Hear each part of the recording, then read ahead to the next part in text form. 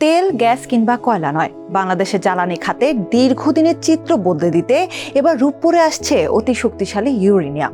28 April থেকে রূপপুর পারমাণবিক বিদ্যুৎ কেন্দ্রের চুল্লিতে এই বিশেষ জ্বালানি লোড করার মধ্য দিয়ে শুরু হচ্ছে বিদ্যুৎ উৎপাদনের চূড়ান্ত ক্ষণ গণনা। এর মাধ্যমে বিশ্বের 33তম দেশ হিসেবে পরমাণু শক্তির অভিজাত ক্লাবে নাম লেখালো বাংলাদেশ। পারমাণবিক জ্বালানি হলো এমন বিশেষ ধরনের শক্তি উৎস যা কয়লা বা গ্যাসের মতো পুড়িয়ে নয়, বরং পরমাণু কেন্দ্র বা নিউক্লিয়াস বিভাজনের মাধ্যমে বিপুল তাপশক্তি উৎপন্ন করে।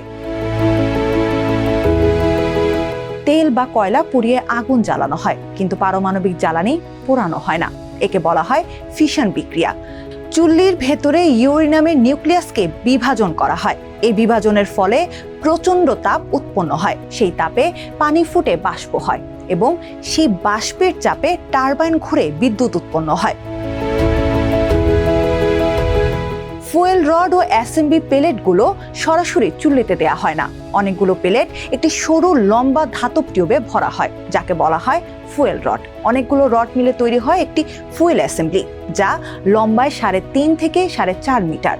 রূপপুরের 1200 মেগাওয়াট ক্ষমতার প্রতিটি চুল্লিতে এমন 163টি ফুয়েল অ্যাসেম্বলি জ্বালানি হিসেবে ব্যবহৃত হবে।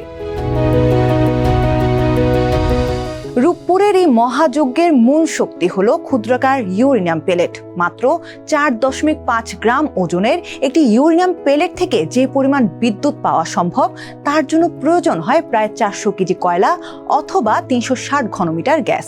পেলেটগুলো মূলত ইউরেনিয়াম 235 এর সমৃদ্ধ ধাতব পদার্থ। সাধারণ একটি গাড়ির তেলের ট্যাঙ্কার পূরণ করতে যেখানে কয়েক লিটার ডিজেল লাগে, সেখানে রূপপুরের পারমাণবিক বিদ্যুৎ কেন্দ্রের মাত্র 4.5 গ্রামের একটি ছোট ইউরেনিয়াম পেলেট দিতে পারে প্রায় 417 লিটার ডিজেলের সমান শক্তি। জীবাশ্ম জ্বালানির মতো পারমাণবিক কেন্দ্র থেকে ক্ষতিকর গ্যাস নির্গমনের কোনো সুযোগ নেই, তাই একে বলা হচ্ছে নির্মল ও নির্ভরযোগ্য বিদ্যুৎ শক্তি। এমনকি ব্যবহৃত পারমাণবিক জ্বালানি থেকে আবারও ব্যবহারযোগ্য জ্বালানি পাওয়া সম্ভব বলে একে নবায়নযোগ্য জ্বালানির কাতারেও ফেলছেন অনেক বিশেষজ্ঞ।